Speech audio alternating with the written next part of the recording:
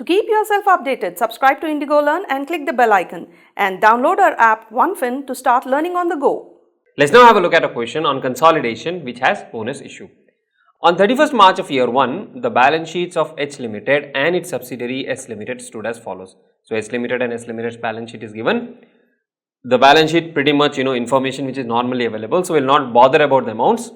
So, if you look at it, share capital reserves, trade payables, short term provisions, other current liabilities which is a dividend payable in the books of holding company, then PPE, non-current investments, shares in S Limited. So, the cost of investment is 3000 given here.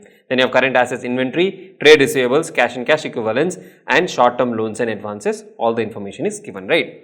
Now, looking at the notes to accounts, H Limited and S Limited, share capital authorized is given. Then issued and subscribed, you have rupees 10 each fully paid up, 12,000 here and 4,800 here, okay. Then reserves in surplus, trade payables, bills payable, short term provision, PPE, land and building, plant and machinery, furniture and fittings, trade receivables, debtors, bills payable and sundry advances. So, all the detail is given. All these details will be useful when we prepare the consolidated balance sheet, right. Now, the most important part is here, the other information. The following information is also provided to you. First, H Limited purchased 180 lakh shares in S Limited on 31st March of year 0 when the balances of general reserve and P&L account of S Limited stood at rupees 3000 lakh and 1200 lakh respectively. So, when was the acquisition? What is the date of acquisition? 31st March of year 20, that is the date of acquisition, and balance in general reserve and P&L, that is your pre-acquisition part, is 3000 and 1200 respectively, okay. On 1st of April of year 0, that is immediately the next day after acquisition, S Limited declared a dividend of 20% for the year ended 31st March of year 0. H Limited credited the dividend received by it to its P&L account. Now, whenever there is a pre-acquisition dividend, it has to be reduced from cost of investment. It has to be credited to cost of investment. It should not be credited to the P&L. Now, here the dividend that has been declared 20% for the year ended. 20% for the year ended 31st March. So, on 180 lakh shares, if you see the face value of rupees 10 of that 20%, so we will calculate that 180 multiplied by 10, 1800 multiplied by 20%, that comes to 360. That has to be credited to investment account, that has to be reduced from the cost of investment, and it should not be credited to P&L. Now, because they have credited to P&L here, what will we do? We will reduce it from the P&L. We have added it to P&L, we have increased our income, we will reduce the income now, right. So, that is the first part which you need to be careful of, adjustment of dividend. Then, on 1st of January of year 1, S Limited issued 3 fully paid up bonus shares for every 5 shares held out of balances of its general reserve as on 31st March of 20. Okay, first dividend is paid, then bonus has been issued, and bonus is issued out of pre-acquisition reserves. Bonus is issued out of pre-acquisition reserve. Now, whatever is the bonus which is issued out of pre-acquisition reserve, to that extent you will reduce the amount from pre-acquisition reserve. So, they have been given, right, the general reserve balance is 3000 lakhs, right, I am ignoring the lakhs for now. The general reserve balance is 3000. Out of this 3000, how much is towards bonus issue? We need to calculate that, and we also need to reduce that from our pre-acquisition reserves, right. Then, on 31st March of year 1, all the bills payable in S Limited balance sheet were acceptance in favor of H Limited. So, basically, there is bills receivable in the books of holding, bills payable in the books of subsidiary. These are offsetting balances, right. So, these intercompany balances will have to be eliminated. Holding is saying I have to receive, subsidiary is saying I have to pay, but when you look at the group, there is nothing payable, nothing receivable to the extent of S Limited's bills payable. But on that date, H Limited held only 45 lakhs of these acceptances in hand.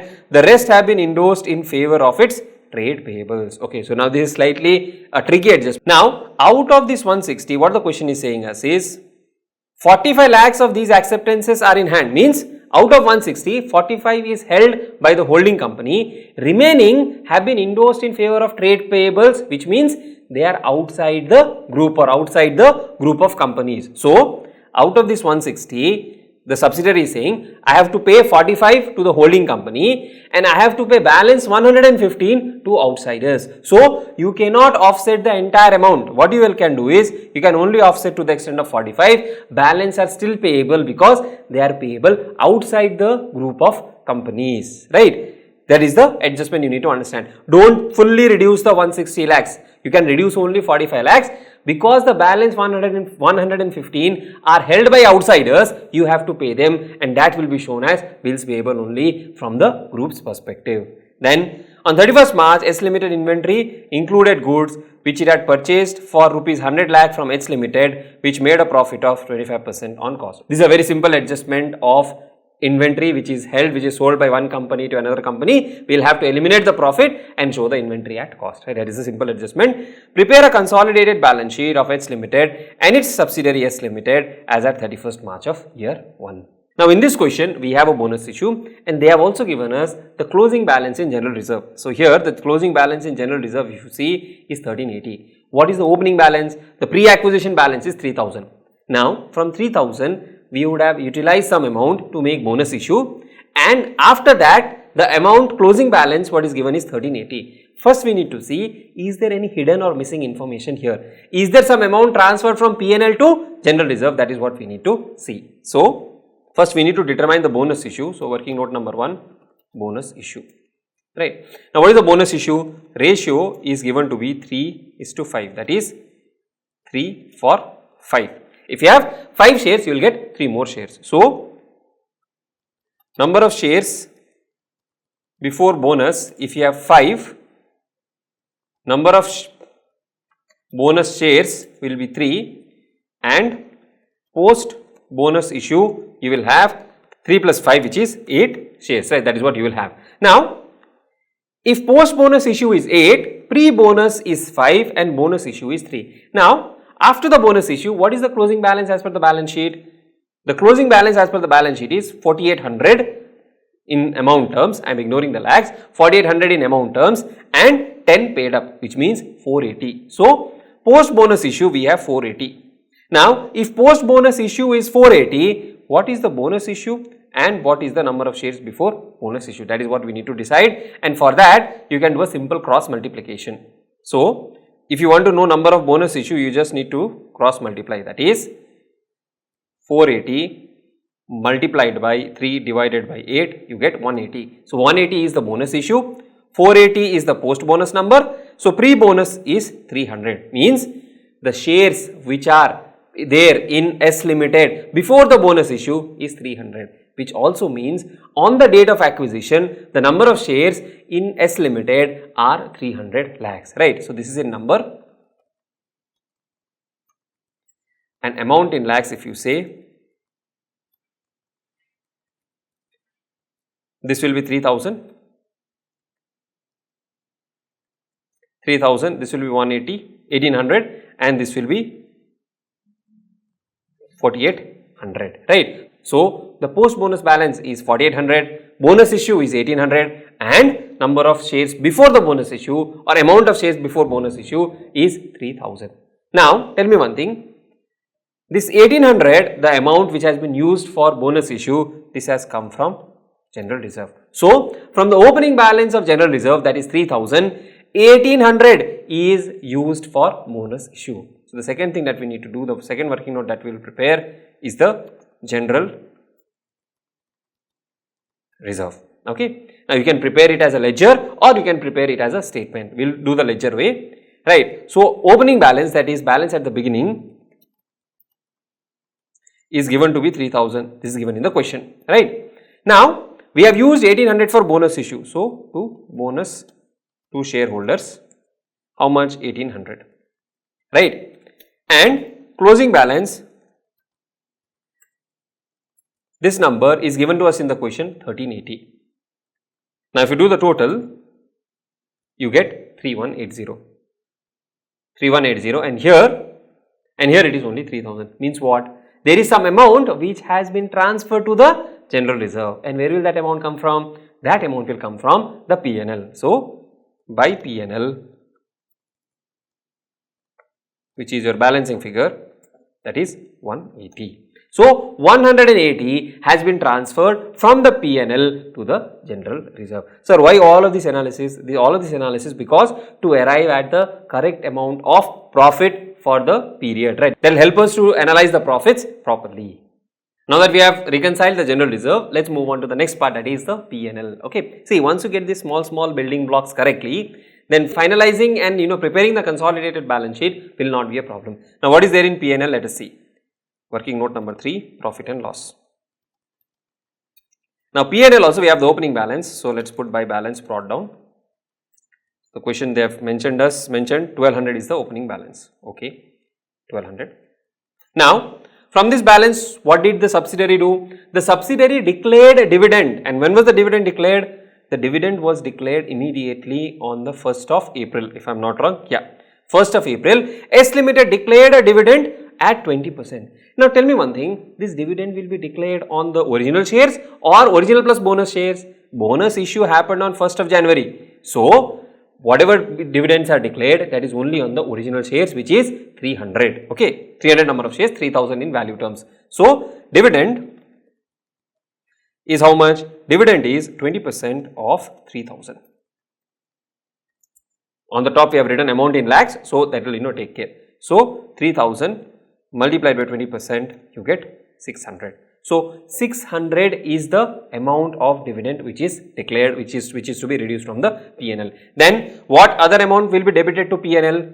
See here, this number which is transferred has to be debited to P&L. So to general reserve 180, this also has to be debited to P&L. Then what is the closing balance? To balance carried down, they have mentioned 1620. So the total, if you see, the total is 2400 and here the total is 1200. So there is a profit. So by profit for the year is 2400 minus 1200, you get 1200. So 1200 is the profit for the year in the subsidiary. Now there is one transaction where the holding company has sold inventory to the subsidiary company, right? Now unrealized profit of that will have impact in the holding company P&L and not in the subsidiary's company P&L, because the holding company has made that profit, right? So, and again that we will do in the analysis of profit part only, not here, right? So with this we have determined what is the profit and loss, or what is the profit for the period. Now we know the opening reserves, we know the opening P&L, we know the P&L for the year, we know the value of bonus or the amount of bonus that has been issued, we know the pre-acquisition dividend that has been paid, right? All of this information we know. Now we are good to move ahead and complete the analysis of profit part, the most important part. After that, the remaining part of the problem is a cakewalk only. Now moving to the next part, which is the working note for analysis of profit.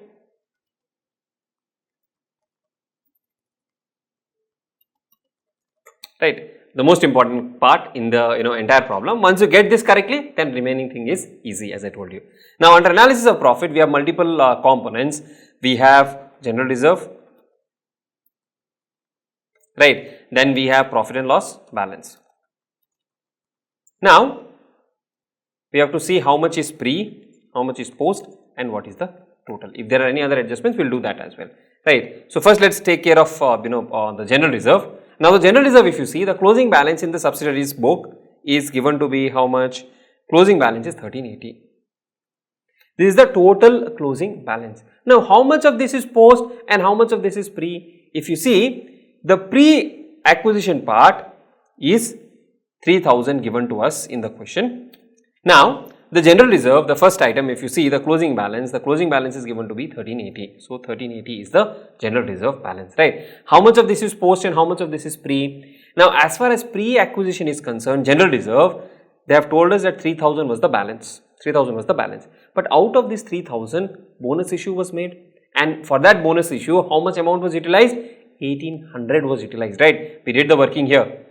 As per this working, 1800 was utilized from general reserve. So what you will do is, from this general reserve, you will reduce bonus issue made. How much? 1800, right? So after the bonus issue, 1800, 3000 minus 1800, you are left with 1200 only. You are left with 1200, and Out of 1380, balance 180 is the post acquisition, which is nothing but the transfer entry. So basically in the entire general reserve thing, 180 is the balance pertaining to the current period, that is the post acquisition period, right? So 180 is post acquisition, 1200 is pre acquisition. So this makes the total 1380. I'll delete it from here. That is the first thing. Then profit and loss balance. Now coming to profit and loss balance also, we have to see how much is pre and how much is post. As per the question, pre-acquisition P&L balance is how much? 1200. So 1200 is pre-acquisition balance, right? Now out of this pre-acquisition balance, dividend was paid of what amount? Dividend of 600 was paid. So 600 is reduced. So you are left with 1200 minus 600, which is 600. So you have 1200 of general reserve, which is pre, and 600 of P&L balance, which is pre. How much is post? The closing balance of P&L, if you see the question, the closing balance of P&L is given to be 1620. So 1620 is the closing balance, right? Now if 1620 is the closing balance and 600 is pre-acquisition, the balance 1020 is post-acquisition. And if you total this up, 1200 plus 600, 1800 is pre-acquisition, 1200 is post-acquisition, and this is the total reserves, 1620 and 1380. So this completes the analysis of profit. Now out of analysis of profit, what is holding company share and what is minority interest? Now for that we need to determine what is the holding company's percentage holding, right? Now here one more working note number 5, holding company's percentage holding, or S company's percentage holding, right? So total shares in S Limited. Now this total shares in S Limited is to be taken after the bonus issue, which is 480. And how much does S Limited hold? S Limited holds pre-bonus. They hold how much?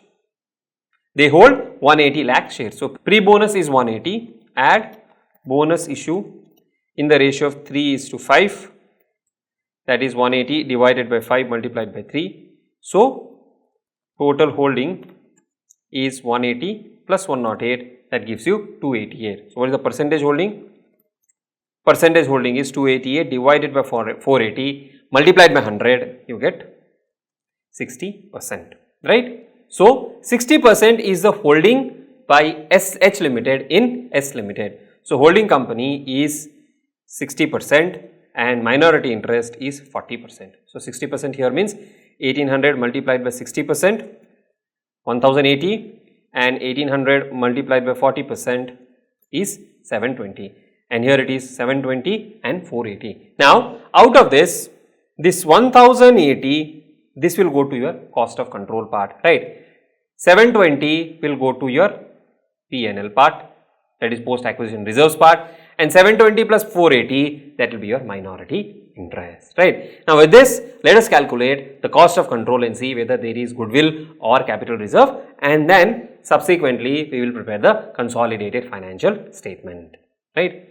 So working note number 6, cost of control or your capital reserve as the case may be, right? Now here we have to see what is the share in net assets, what is the cost of investment, and then the difference amount will be goodwill. Now here in case of cost of investment also you have to factor in that there is a pre-acquisition dividend that has been paid. So even that we need to consider, right? So cost of control,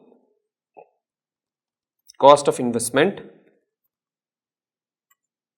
Now this is given in the balance sheet to us at 3000. So cost of investment is 3000 less pre-acquisition dividend. How much? Now the shareholder will get 60% of the total dividend declared, right? So you will get 60% of dividend that is declared is how much? 600. So you will get 60% of 600, that is 360. 360 is the pre-acquisition dividend. So adjusted cost of investment is how much?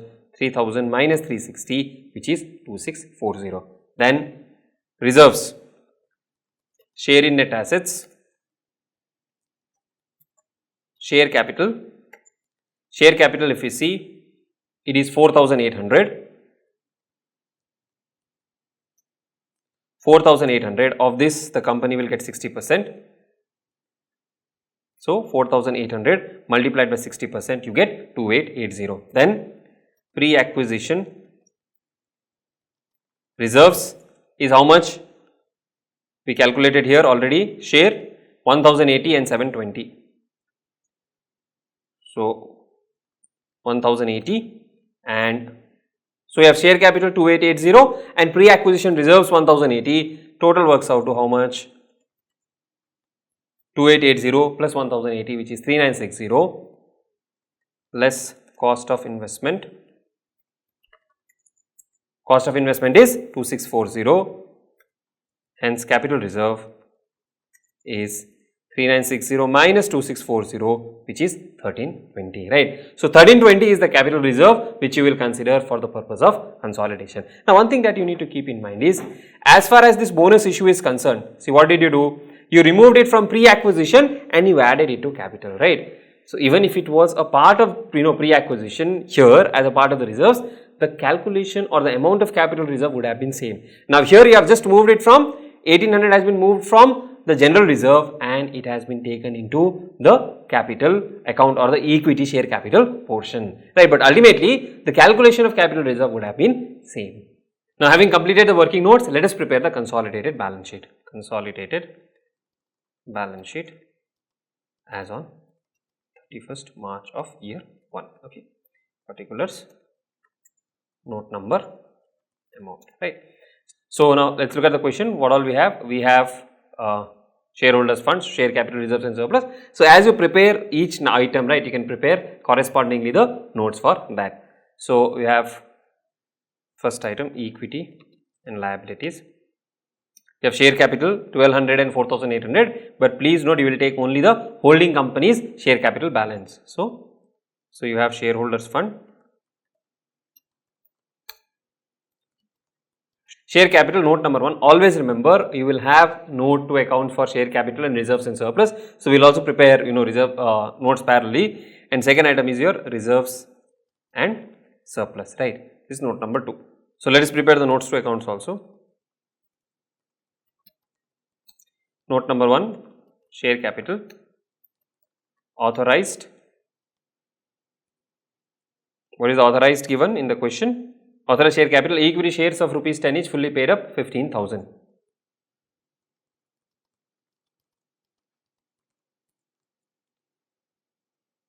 Equity shares of rupees 10 each, 15,000. This is the authorized capital.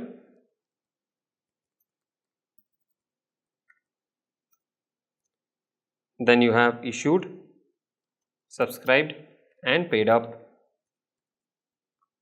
Again, equity shares of rupees 10 each, 12,000. You can give the number also. Equity shares of 10 each, 12,000, right. So 12,000 would go up there. This is the first note. Then note number 2, reserves and surplus. Now coming to reserves and surplus, you will take holding company's reserves and subsidiaries company post acquisition reserves, right. So general reserve, look at the question, you have 2784 for the holding company and in the subsidiaries company you have to take only the post acquisition general reserve. So general reserve would be 2784 plus, now what is the general reserve post acquisition balance? 180. Out of this 180, 60% belongs to the holding company and balance belongs to the minority interest, right. So 60% of 180 is 108. 60% of 180 is 108. So here we will take 2784 plus 108, that works out to 2892, that is the general reserve. Then you have capital reserve. From working note, how much is the capital reserve we had calculated here? Capital reserve is 1320. So this will also be a part of the reserves and surplus. Then you have profit and loss balance, right. Profit and loss balance, H limited, S limited, post acquisition. Then you have amounts of dividend credited to P&L that needs to be rectified, and also you have the inventory adjustment that has to be done, right. So H limited P&L is how much? H limited P&L balance is 2715. 2715. From S Limited, you have the post acquisition profit and loss, which is 1020. Of this, 60%. So that is 60% of 1020, which is 612, right? Or what you can do is, as you would have been doing in the class as well, you can do the split here only. So how much is the pre-acquisition reserve? So what you can do is, you can have the computation here also, holding company's share, general reserve and profit and loss balance, right? So general reserve is how much? 180 multiplied by 60%, 108,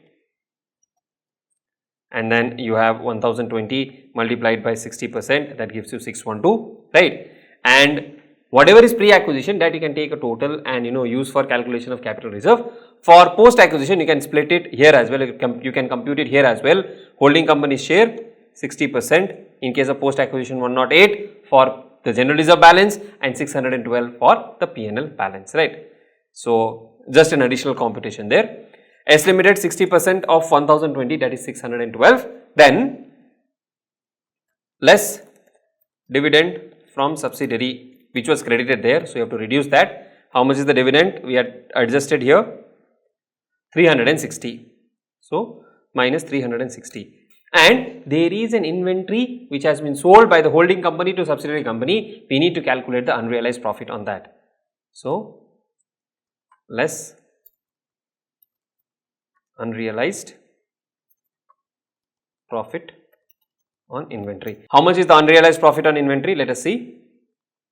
On 31st March of year 1, S Limited inventory included goods which it had purchased for 100 lakh from H Limited, which made a profit of 25% on cost. So this 100 represents 25% on cost. So if cost is 100, this means profit is 25, which means selling price is 125, right? So we have been given what? We have been given selling price. So selling price is 125, means profit is 25. If selling price is 100, profit is how much? This you can do a simple cross multiplication. Profit is equal to 100 multiplied by 25 divided by 125. So 100 multiplied by 25 divided by 125, you get 20. So profit is 20, right? So this 20 you have to adjust here, minus 20. So if you do this, 2892 plus 1320 plus 2715 plus 612 minus 360 minus 20, you get 7159. And the total of P&L balance is, if you have to see these 4 put together, you get 2947. So 2892, 1320, 2947, all put together you get 7159. This is the reserves and surplus balance, right? So this you can put it up here. So this you can put it up in the balance sheet as reserves and surplus, which is 7159. This is 7159 and this is 12,000. No need of formula there, right? So these are equity and liabilities. Now looking at the next part, which is the current liabilities, you have trade payables, short term provision and other current liabilities. Now under trade payables, if you see the notes, you have creditors and bills payable, and in bills payable there is an adjustment to be done. So let us prepare a note for that. Note number 3, trade payable. So you have creditors. How much is sundry creditors given? 1461 and 854. 1461 plus 854, that is 1461 plus 854. Then you have bills payable. Now for bills payable, you have to make an adjustment also. Bills payable is 372 plus 160 minus there is a mutual owing to the extent of 45 lakhs, right? Balance are with the outsiders, they are still bills payable. Whatever is there within the company, that is only 45. So you will reduce 45. Hence you will get 372 plus 160 minus 45. This is the bill payable number, right? So the trade payables are 2315 plus 487, 2802. Current liabilities.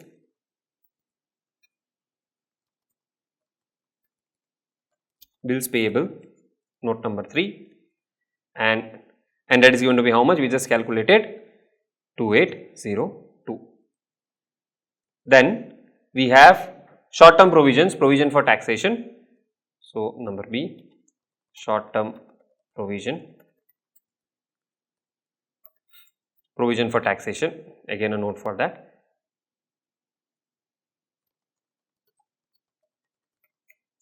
Which is provision for taxation. This is how much? 855 plus 394. That is 5 plus 394. You get 1249, right? Then let's see on the liability side, is there anything else on the question here? Yeah, you have other current liabilities, dividend payable, and that is in the books of H Limited that you need to continue to show. So other current liabilities, how much? 1200, and this one was 1249. Now before we move on to the asset side, let us also complete the minority interest part. Minority interest, for this we will prepare a working note, or you can have a proper note also, you can make it note number 5, right. So what is the minority interest? Let us note it down. 5 minority interest. Now here, share in equity capital, share in reserves, right. So share in equity capital, we have already calculated it here, 4800 multiplied by 40%. So this is 40% of 4800. Then share in reserves, 720 plus 480. You can show it as pre and post, that's also fine, or you can show it this way also. So sum of these two is how much? 3120. So 3120 is the minority interest. You will put it here, and let us do the total now. That comes to 27,530, right. So this is the minority interest. So this is the total of the equity and liabilities side. Let's move to the asset side. So under assets, if you see, you have non-current assets and current assets. So one, non-current assets. Under non-current assets, you have property, plant and equipment.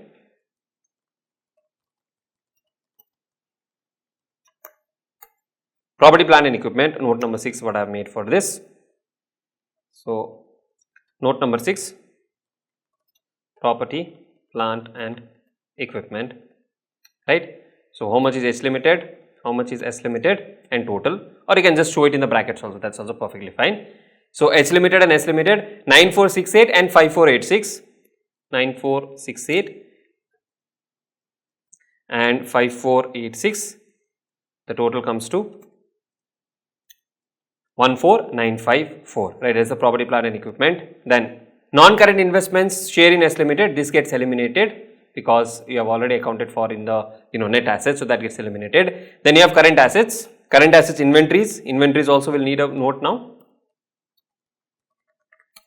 Inventories, the balance in H Limited is 3949 and 1956.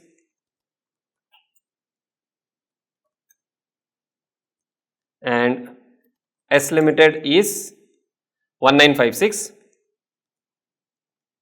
right. H Limited less unrealized profit, and we had calculated the unrealized profit to be 20, right. So unrealized profit minus 20. So your inventory will be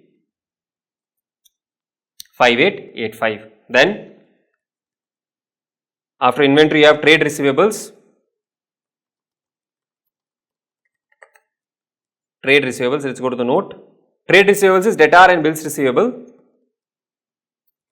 Debtors 2600 and 1363.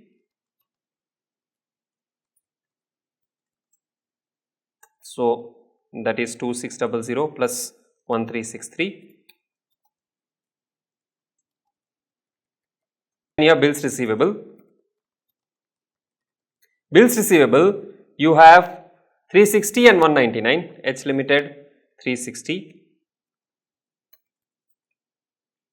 H Limited 360, S Limited is 199 less intercompany How much? Only 45, not the full amount, because the remaining are with the outsiders. So you have 514 and the total becomes 3963 plus the total becomes 3963 plus 514, you get 4477, right? Then short term loans and advances, sundry advances 520. So you'll have a note for that as well.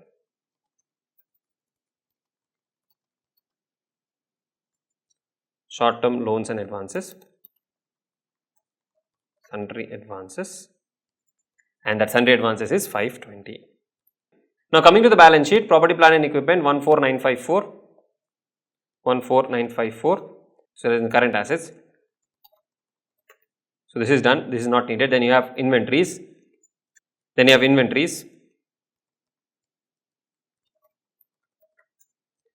For inventories we have note number 7.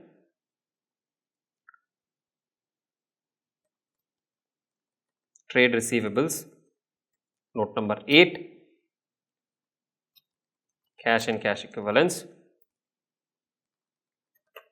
and short term loans and advances. This is note number 9. Inventory, note number 7, 5885. Then trade receivables, note number 8, 4477. Cash and cash equivalent, for this also you can have a note or you can directly pick it up and total it up. 1490 plus 204.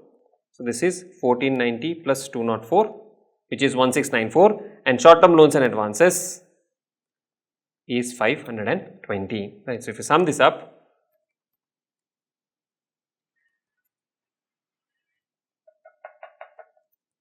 you get 27,530 and 27,530, right? So that takes care of your consolidated balance sheet.